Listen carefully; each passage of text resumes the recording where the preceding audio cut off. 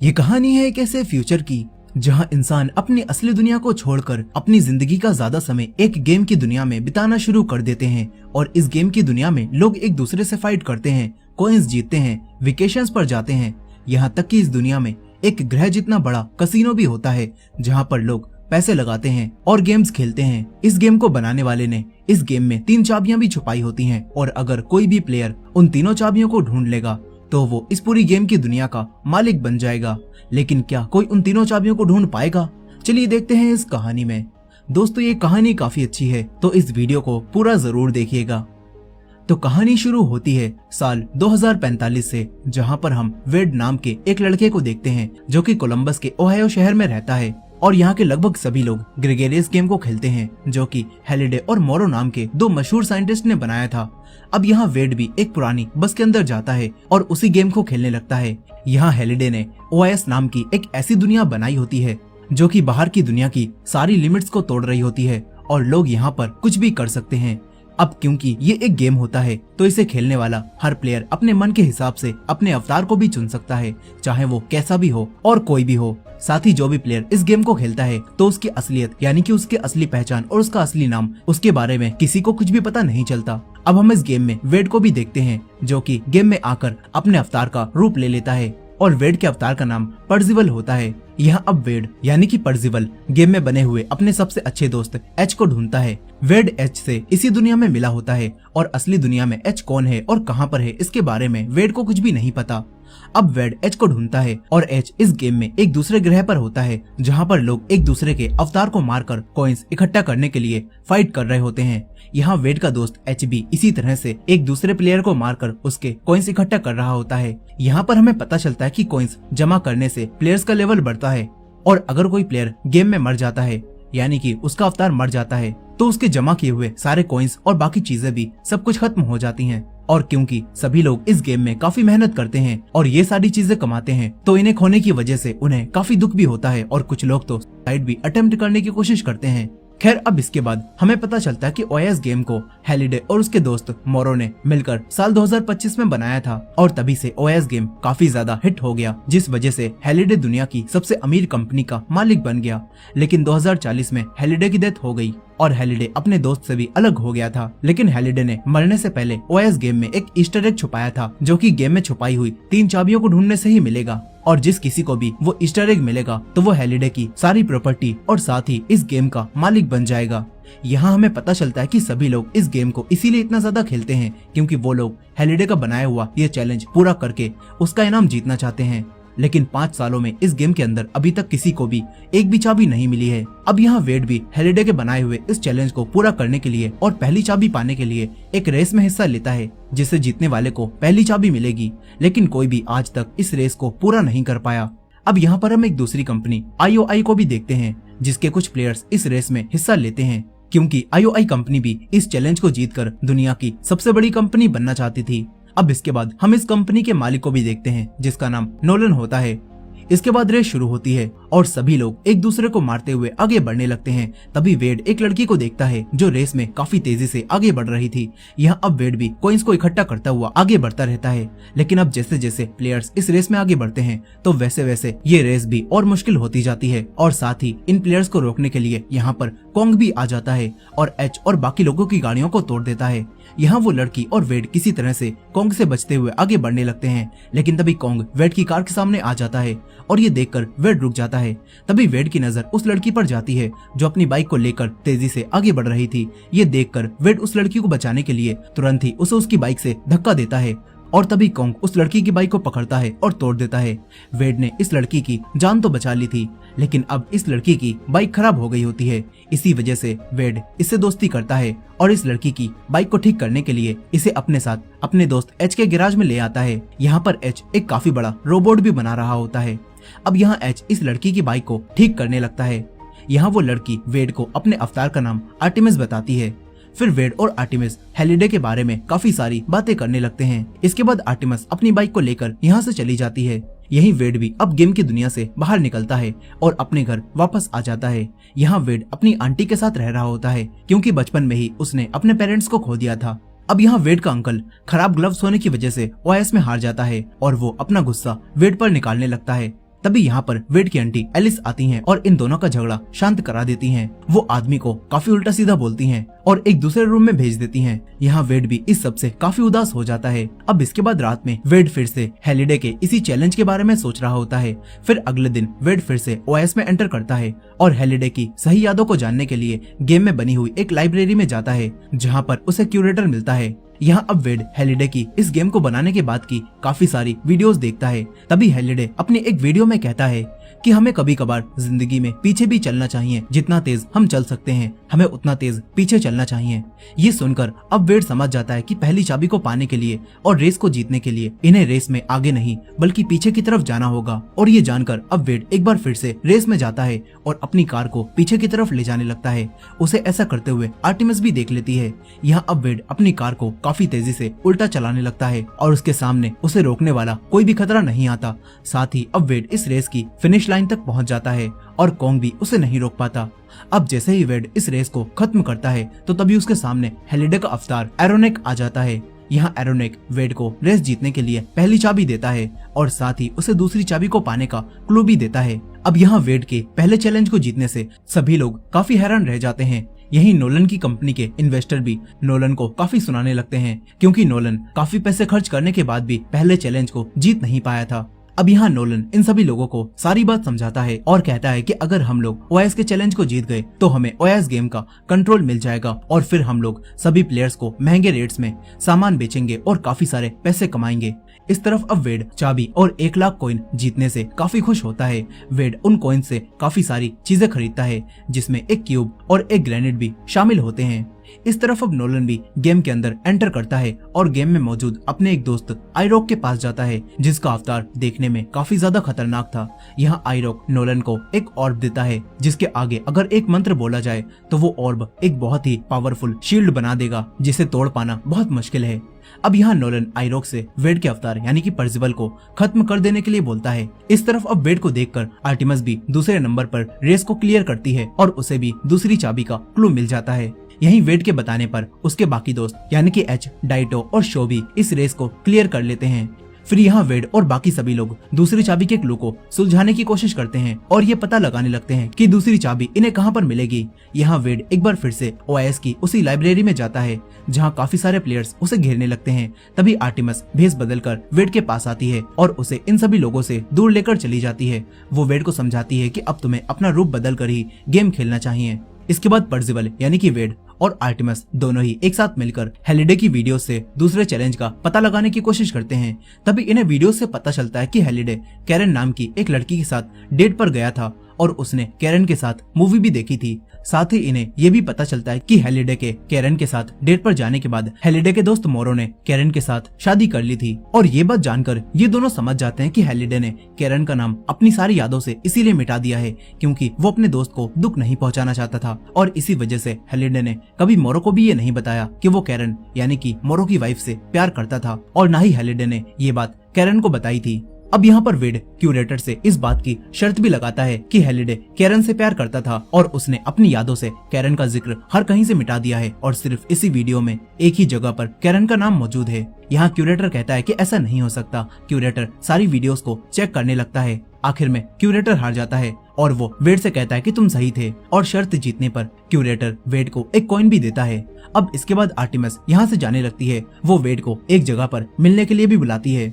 फिर इसके बाद वेड आर्टिमस से मिलने जाने के लिए तैयार होने लगता है, लेकिन यहाँ पर एच वेड से कहता है कि तुम्हें इस तरह से आर्टिमस से मिलने नहीं जाना चाहिए क्योंकि तुम उसे नहीं जानते, क्या पता आर्टिमस तुम्हें धोखा दे रही हो। लेकिन यहाँ वेड एच की कोई भी बात नहीं सुनता और कहता है कि मुझे आर्टिमस से प्यार हो गया है।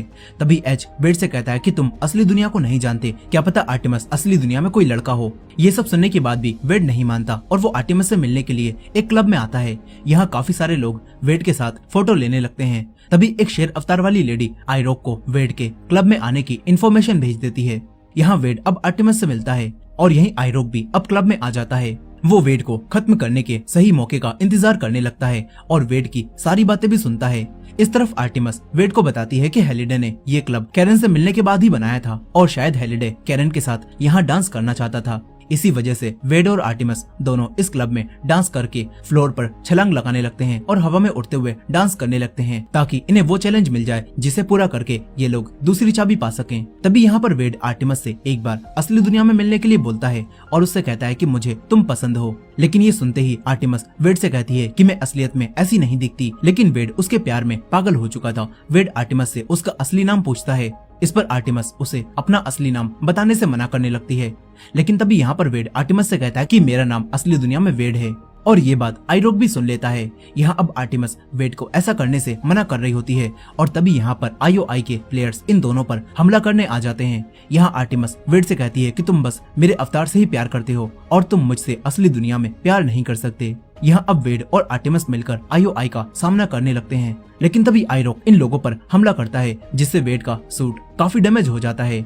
ये दोनों अब यहाँ पर बुरी तरह से फंस जाते हैं। तभी वेड अपना खरीदा हुआ वही क्यूब निकालता है और उसे सॉल्व करता है जिससे अब टाइम कुछ समय पीछे हो जाता है और ये दोनों टाइम को पीछे करके IOI के हमला करने से पहले ही इस क्लब से भाग जाते हैं। यहाँ आर्टिमस अब वेड पर काफी गुस्सा करने लगती है और उससे कहती है कि मैं ये गेम जीतने के लिए नहीं खेल रही बल्कि मैं ये गेम IOI को रोकने के लिए खेल रही हूँ क्योंकि मेरे डैड की मौत IOI कंपनी की वजह से ही हुई थी। साथ ही आर्टिमस बताती है कि IOI ने मेरे डैड पर काफी ज्यादा कर्जा चढ़ा दिया था, इसी वजह से वो जेल में जाकर मर गए।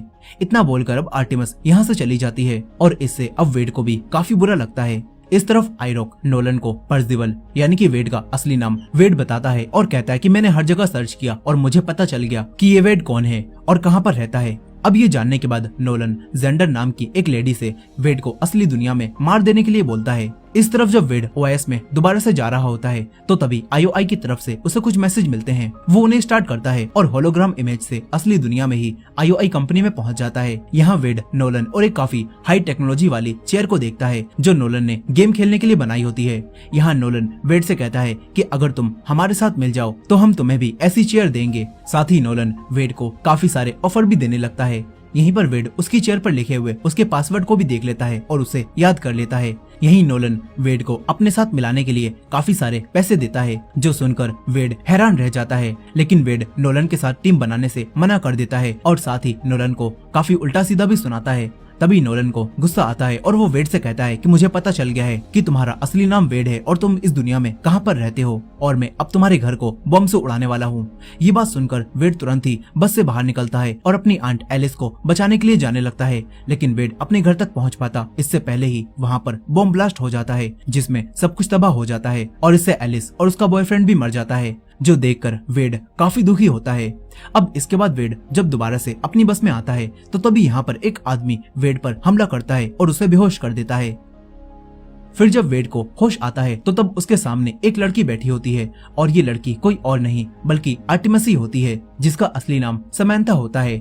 यहाँ अब समैंथा यानी कि आर्टिमस वेड को अपना असली रूप दिखाकर काफी उदास हो जाती है क्योंकि आर्टिमस यानी कि समैंथा के आधे फेस पर एक काफी बड़ा बर्थमार्क पड़ा होता है। लेकिन यहाँ वेड उसे देखकर उससे कहता है कि मुझे तुम्हारा ये बर्थमार्क देखकर तुम बिल्कुल भी बुरी नहीं लग रही हो और मैं तुम्हें अभी भी पसंद करता हूँ। ये सुनकर अब आर्टिमस काफी खुश हो जाती है और ये दोनों आपस में बातें करने लगते हैं। तभी इन दोनों को समझ आता है कि अगर ये दोनों OAS में उसी जगह पर जाएं जहाँ पर हैलिडे ने कैरन के साथ पहली डेट की थी तो शायद इन्हें वहाँ पर दूसरी चाबी मिल सकती है। इसीलिए वेड और आर्टिमस एच और उसके दोस्तों शो और डाइटो को भी ये सब बताते हैं और फिर ये सब लोग मिलकर उसी मूवी को ढूंढने की कोशिश करने लगते हैं जो कि हैलिडे कैरन के साथ देखने गया था और इन्हें यहाँ पर उस मूवी को ढूंढने के लिए बस 5 मिनट का टाइम ही मिलता है। अब यहाँ एच को 2 बच्चे दिखाई देते हैं और एच उनके पीछे जाता है। तभी एच के सामने एक खून की नदी आ जाती है। एच किसी तरह से हैलिडे की एक फोटो को पकड़ता है और दूसरे रूम में चला जाता है। तभी एक लेडी उसके ऊपर मॉन्स्टर बनकर हमला करने लगती है और एच को मारने की कोशिश करने लगती है। दरअसल ये सब लोग अब एक ऐसी जगह पर आ चुके थे जहाँ पर हर रूम में एक अलग मूवी की तरह ही स्टोरी चल रही होती है। लेकिन क्योंकि ये सब एक गेम है इसी वजह से मूवी में दिखाई गई हर चीज इनके सामने बिल्कुल रियल होती है। अब यहाँ पर वेड और आर्टिमस किसी तरह से एच को उस रूम से बाहर निकाल लेते हैं। इसके बाद ये सब लोग उस मूवी के रूम को ढूंढना शुरू कर देते हैं जो हैलिडे कैरन के साथ देखने गया था। तभी एच इन्हें बताता है कि मैंने एक रूम के बाहर कैरन और हैलिडे की फोटो देखी थी और ये सुनकर अब सभी लोग तुरंत ही उसी रूम के पास जाते हैं जहाँ इन्हें उस रूम में काफी सारे ज़ॉम्बीज डांस करते हुए दिखाई देते हैं। तभी इन्हें यहाँ पर कैरा भी डांस करती हुई दिखाई देती है। केरा को देखकर आर्टिमस तुरंत ही हवा में छलांग लगा देती है और ज़ॉम्बीज को पकड़ पकड़ कर केरा के पास जाने लगती है। यहाँ अब बाकी लोग छलांग नहीं लगा पाते और टाइम खत्म हो जाने की वजह से इस जगह से बाहर निकल जाते हैं। अब यहाँ पर आर्टिमस ज़ॉम्बीज को पकड़ पकड़ कर केरा के पास पहुंच जाती है और ऐसा करते ही आर्टिमस दूसरे चैलेंज को पार कर लेती है और उसे हेलिडे का अवतार एरोनॉक मिलता है, जो कि उसे दूसरी चाबी देता है और तीसरी चाबी का क्लू भी देता है। यहीं आईओआई को भी लाइब्रेरी और दूसरी चाबी वाली जगह का पता चल जाता है, लेकिन आईओआई का कोई भी प्लेयर उस चाबी के चैलेंज को ढूंढ नहीं पाता। यहीं नोलन को अब ये पता चलता है कि पर्सिवल यानी कि वेड अभी भी जिंदा है और उसकी टीम को दूसरी चाबी भी मिल गई है। ये जानकर अब नोलन तुरंत ही जेंडर से वेड को ढूंढकर खत्म कर देने के लिए बोलता है। तभी जेंडर को वही आदमी मिल जाता है जो वेड को आर्टिमस के पास ले गया था। जेंडर उस आदमी का पीछा करती है और वेड और आर्टिमस को पकड़ने के लिए यहाँ पर आने लगती है। तभी आर्टिमस किसी तरह से वेड को यहाँ से भगा देती है और खुद जेंडर को रोकने के लिए यहीं पर रुक जाती है। लेकिन यहाँ पर जेंडर आर्टिमस को पकड़ लेती है और उससे कहती है कि अब तुम्हें हमारे साथ चलकर हमारी कंपनी के प्लेयर्स की तरह काम करना होगा और तभी तुम्हारे ऊपर जो आईओआई का कर्जा है वो खत्म होगा। यहीं दूसरी तरफ वेड आईओआई के सोल्जर्स से बचकर यहाँ से भाग रहा होता है। तभी उसे एक लड़की मिलती है जिसकी बातों और बोलने के तरीके से वेड ये समझ जाता है कि ये लड़की उसकी दोस्त एच है और हमें पता चलता है कि आर्टिमस यानी कि समंथा ने ही असली दुनिया में एच को और बाकी लोगों को ढूंढकर यहाँ पर बुलाया था। अब यहाँ एच वेड को लेकर अपनी कार के पास आती है। यहाँ पर वेड डाइटो को भी देखता है। अब एच वेड को बताती है कि आईओआई को वो किला मिल गया है जहाँ पर तीसरी चाबी को पाने का चैलेंज है। वेड ये बात सुन ही रहा होता है कि तभी उसके सामने शो भी आता है और शो असली दुनिया में 11 साल का एक लड़का होता है, जिसे देखकर वेड हैरान रह जाता है। अब ये सब लोग मिलकर आर्टिमस को छुड़ाने का प्लान बनाना शुरू कर देते हैं। इस तरफ आर्टिमस को आईओआई में लाकर जबरदस्ती उससे ओएस गेम में काम करवाया जाता है। वहीं दूसरी तरफ नोलन भी अब तीसरे चैलेंज को पूरा करने के लिए अपने सारे प्लेयर से एक किले में अलग अलग तरह के वीडियो गेम्स खिलवाता है। यहाँ पर इन्हें बर्फ पर खड़ा होकर अलग अलग तरह के वीडियो गेम्स खेलने थे और सही वीडियो गेम को खेलने पर यह चैलेंज पूरा हो जाएगा, लेकिन गलत वीडियो गेम खेलने पर बर्फ टूटती है और प्लेयर आउट हो जाता है। लेकिन काफी सारे गेम्स को ट्राई करने के बाद भी सभी लोग एक एक करके हारते जाते हैं और आईओआई के लोगों को कुछ भी समझ नहीं आता कि आखिर वो कौन सा गेम है जिसे खेलने से ही तीसरी चाबी मिलेगी। अब इसके बाद यहाँ पर नोलन आइरोक को भी यहाँ बुलाता है और उससे उसी ऑर्ब के सामने मंत्र बोलने के लिए कहता है ताकि इस पूरे किले के ऊपर एक शील्ड आ जाए और कोई भी इन्हें तीसरा चैलेंज जीतने से रोक ना पाए। यहाँ अब आइरोक मंत्र को बोलता है और फिर ऑर्ब की मदद से किले के चारों तरफ एक शील्ड बन जाती है। फिर नोलन गेम से बाहर निकल जाता है, लेकिन तभी वेड और डाइटो उसके सामने आते हैं और उस पर गन पॉइंट करके आर्टिमस यानी कि समंथा का पता पूछते हैं। यहाँ नोलन इन दोनों को देखकर काफी डर जाता है और ये लोग नोलन से आर्टिमस से बात करने का तरीका पूछ लेते हैं। अब यहाँ पर वेड नोलन की लैब से बाहर निकलता है और अपना अवतार पर्सिवल बनता है, जिससे हमें पता चलता है कि एच और वेड ने मिलकर नोलन की उसी रिग को हैक कर लिया है और गेम के अंदर ही एक नकली लैब बना दी है, जिससे नोलन को ऐसा लग रहा है कि वो असली दुनिया में आ चुका है, लेकिन वो अभी तक गेम में ही है। अब यहाँ वेड आर्टिमस से बात करने लगता है। यहाँ आर्टिमस वेड को बताती है कि नोलन ने किले के चारों तरफ एक शील्ड बना दी है। फिर यहाँ पर वेड किसी तरह से आर्टिमस को उसकी रिग से बाहर निकाल देता है और उसे तुरंत ही यहाँ से भागने के लिए बोलता है। लेकिन तभी आर्टिमस वेड से नोलन की उस चेयर का पासवर्ड पूछती है ताकि वो उस ऑर्ब को बंद करने का मंत्र पता कर सके और उस ऑर्ब को बंद करके शील्ड को तोड़ सके। साथ ही आर्टिमस वेड से एक सेना बनाने के लिए भी कहती है और उससे कहती है कि अपनी सेना लेके किले के पास आ जाओ। इस तरफ नोलन ये बात समझ जाता है कि वो जिसे असली दुनिया समझ रहा है वो असल में गेम है और ये जानकर अब नोलन तुरंत ही अपने गेम से बाहर निकल जाता है और अपने सारे सोल्जर से आर्टिमस को ढूंढने के लिए बोलता है। वो समझ चुका था कि आर्टिमस अब तक भाग गई होगी। यहाँ आर्टिमस नोलन की लैब में आ जाती है और उस ऑर्ब को बंद करने वाला मंत्र भी ढूंढ लेती है। यहीं वेड ओआईएस में लाइव आता है और सभी प्लेयर्स को किले के चारों तरफ बनी हुई शील्ड के बारे में बताता है और सभी प्लेयर से अपने साथ मिलकर आईओआई को हराने के लिए बोलता है। यहीं एच भी अब अपने बनाए हुए रोबोट को एक्टिवेट कर लेता है या फिर कर लेती है और फिर आईओआई के साथ फाइट करने के लिए तैयार हो जाती है। यहाँ ओआईएस के सभी प्लेयर्स वेड की बात को सुनते हैं और तुरंत ही आईओआई पर हमला करने के लिए वेड के पास आने लगते हैं। फिर वेड के पास एक बड़ी सी सेना हो जाती है, जिसे देखकर नोलन तो हैरान ही रह जाता है। यहाँ अब ये सब लोग आईओआई की सेना पर हमला करने लगते हैं। इस तरफ आर्टिमस भी आईओआई के एक प्लेयर की ड्रेस पहनकर गेम में वापस आ जाती है और ऑर्ब के सामने मंत्र बोलकर उसे बंद कर देती है, जिससे शील्ड हट जाती है और तभी वेड और उसकी सेना आईओआई पर हमला करने लगती है। अब इन दोनों के बीच में एक वॉर शुरू हो जाती है। इस तरफ आर्टिमस भी वेड के पास आती है और उसे बताती है कि आईओआई तीसरे चैलेंज को पूरा करने के लिए एडवेंचर गेम खेल रही है और शायद एडवेंचर गेम को पूरा करने से उन्हें वो तीसरी चाबी मिल जाएगी। अब यही रियल वर्ल्ड में भी जेंडर एच को किसी तरह से ढूंढ लेती है और इनका पीछा करने लगती है। यहाँ गेम में वेड और आर्टिमस काफी अच्छी तरह से आईओआई के प्लेयर्स से फाइट करते हैं और उन्हें खत्म करने लगते हैं। यही नोलन भी अपना मेगा गॉडजिला सूट निकालता है और इन लोगों पर हमला करने लगता है। वो वेड को किले में जाने से रोकता है। तभी डाइटो भी अपने निंजा फाइटर कवच के साथ आता है और नोलन से फाइट करने लगता है। लेकिन अब डाइटो के कवच का टाइम खत्म हो जाता है और डाइटो अपने असली अवतार में आ जाता है। तभी नोलन डाइटो के अवतार को खत्म कर देता है और नोलन वेड की तरफ आने लगता है। लेकिन तभी एच एक बार फिर से नोलन पर हमला करता है और उसे रोकने की कोशिश करने लगता है। तभी आर्टिमस भी नोलन के मेगा गॉडजिला सूट की आंख को तोड़ देती है और उसके सूट के अंदर एक बॉम्ब डाल देती है, जिसके फटने से नोलन का अवतार भी खत्म हो जाता है और नोलन इस गेम से बाहर हो जाता है। यहाँ नोलन अब समझ चुका था कि आर्टिमस अभी भी उसी की कंपनी के अंदर है। इस तरफ वेड और शो किले के अंदर जाने लगते हैं, लेकिन तभी आइरोक इन पर हमला करता है और किले में आने वाले ब्रिज को तोड़ देता है। मगर अब तभी एच यहाँ पर आता है और वो खुद ही एक ब्रिज बन जाता है, जिससे अब ये लोग एच के ऊपर चढ़कर दूसरी तरफ जाने लगते हैं। लेकिन तभी आइरोक एच के हाथ पर गन से शूट करता है और उसे आग में गिराने लगता है। मगर तभी शो आइरोक पर हमला करता है और उसका एक हाथ काट देता है, जिससे आइरोक यहाँ से भाग जाता है। मगर अब एच आग में गिरता है और उसका अवतार यहाँ पर खत्म हो जाता है। फिर इसके बाद वेड ये समझ जाता है कि आर्टिमस असली दुनिया में खतरे में है और नोलन उसे ढूंढ रहा है। इसीलिए वेड आर्टिमस से गेम से लॉग आउट करने के लिए बोलता है और जल्दी से नोलन के पास से भाग जाने के लिए कहता है। लेकिन आर्टिमस वेड की बात मानने से मना करने लगती है और ये देखकर वेड को मजबूरन आर्टिमस को गोली मारनी पड़ती है, जिससे आर्टिमस का अवतार यहाँ पर खत्म हो जाता है और आर्टिमस गेम से बाहर आ जाती है। वो तुरंत ही आईओआई से भाग जाती है। इस तरफ शो और वेड को अब आईओआई के सोल्जर्स घेर लेते हैं। तभी वेड इन पर एक हैंड ग्रेनेड फेंकता है और सभी को एक ही बार में खत्म कर देता है। इसके बाद ये दोनों उस एडवेंचर गेम के पास आते हैं और यहाँ पर आईओआई का एक प्लेयर उस गेम को जीत जाता है, लेकिन फिर भी बर्फ टूटती है और वो आउट हो जाता है और उसे कोई भी चाबी नहीं मिलती।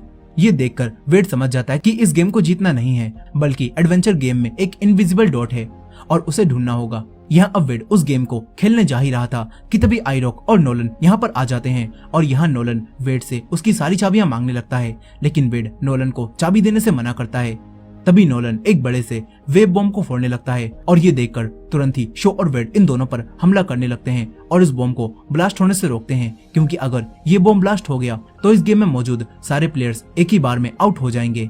अब यहाँ वेड नोलन को काफी बुरी तरह से पीटता है, लेकिन तभी नोलन के हाथ में फिर से वो वेव बॉम्ब लग जाता है और नोलन उसे ब्लास्ट कर देता है, जिसके ब्लास्ट होने से काफी दूर तक वेव निकलती हैं और गेम में मौजूद सारे प्लेयर्स मर जाते हैं और इस तरह ओआईएस गेम में अब कोई भी नहीं बचता। लेकिन तभी हम वेड को देखते हैं, जिसका अवतार परसिवल गेम में अभी भी जिंदा होता है। तभी वेड अपनी जेब में रखे हुए उसी कॉइन को देखता है जिस पर एक्स्ट्रा लाइफ लिखा होता है और ये कॉइन वही होता है जो कि क्यूरेटर ने उसे दिया था, जो देखकर वेड समझ जाता है कि क्यूरेटर ने उसे इस गेम में एक एक्स्ट्रा लाइफ दी थी। अब असली दुनिया में नोलन भी वेड को गेम में जिंदा देखकर हैरान रह जाता है।